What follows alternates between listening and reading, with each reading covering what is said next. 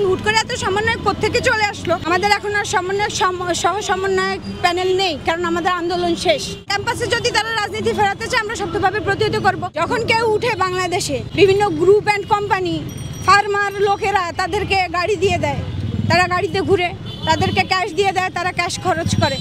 যদি প্রশাসন চায়, আসলে এখানে অনেক কিছু জড়িত, সিন্ডিকেট জড়িত, প্রশাসন জড়িত, শিক্ষার্থী জড়িত, সাধারণ শিক্ষার্থী জড়িত। এখন সাধারণ ভিসি স্যারকে আমরা স্মারকলিপি দেওয়ার পর ভিসি স্যার বলেছে যে যদি সাধারণ শিক্ষার্থীরা চায় যে ক্যাম্পাসে পলিটিক্স মুক্ত থাকবে, তাহলে আমরা ডাকসুকে সচল করে তারপর ক্যাম্পাস থেকে বিভিন্ন দলীয় রাজনীতি মুক্ত করবো। আমরা তো বলি নাই যে রাজনীতি মুক্ত ক্যাম্পাস, আমরা বলছি দলীয় রাজনীতি মুক্ত ক্যাম্পাস।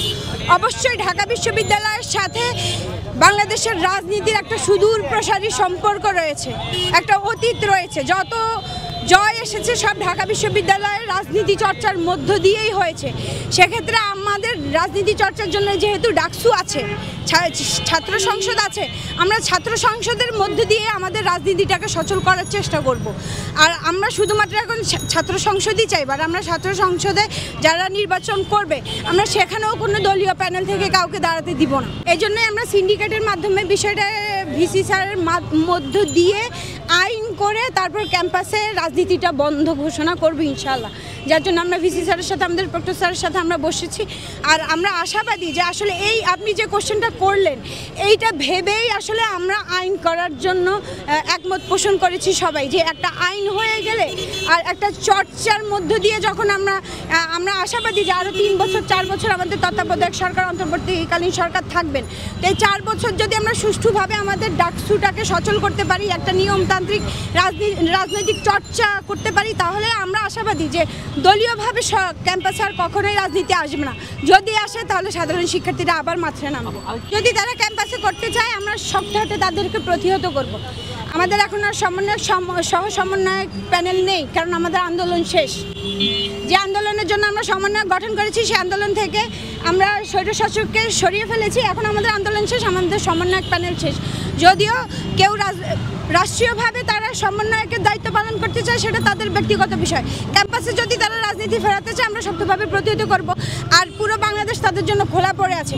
অবশ্যই এখন দেশে একটা রাজনৈতিক দল প্রয়োজন রাষ্ট্রীয়ভাবে। সেই ক্ষেত্রে যদি তারা আসলে, আমি জানি না তাদের উদ্দেশ্য কি, আমি যতটুকু জানি তারা শহীদদের সাথে, শহীদ ফ্যামিলিদের সাথে কথা বলতে গিয়েছে বা রাষ্ট্রীয়ভাবে মত বিনিময় করতে গিয়েছে।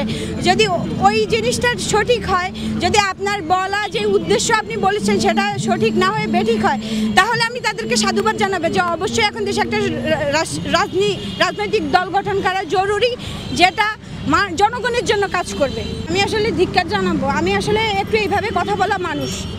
কারণ যখন আন্দোলনটা হলো তখন আমাদেরকে খুঁজে খুঁজে সমন্বয়ক ধরতে হয়েছে। কেউ সমন্বয়ক হতে চায়নি, কারণ তখন যে ফ্যাসিবাদী সরকার ছিল তাদের একটা আশঙ্কা ছিল যে তাদেরকে গুম করে ফেলবে, মেরে ফেলবে, একটা হুমকি ধমকির বিষয় ছিল। এজন্য কেউ সমন্বয়ক হতে চায়নি। এখন হুট করে এত সমন্বয়ক কোত্থেকে চলে আসলো? ইভেন আমি সঞ্জু চৌধুরীর আমার তখনকার অবস্থান নিয়েও এখন তারা প্রশ্ন তুলছে যে আপনি কে। তা আমি বলবো আসলে এগুলো সুবিধাবাদী লোক, এরাই ভবিষ্যতে রাজনীতি করবে।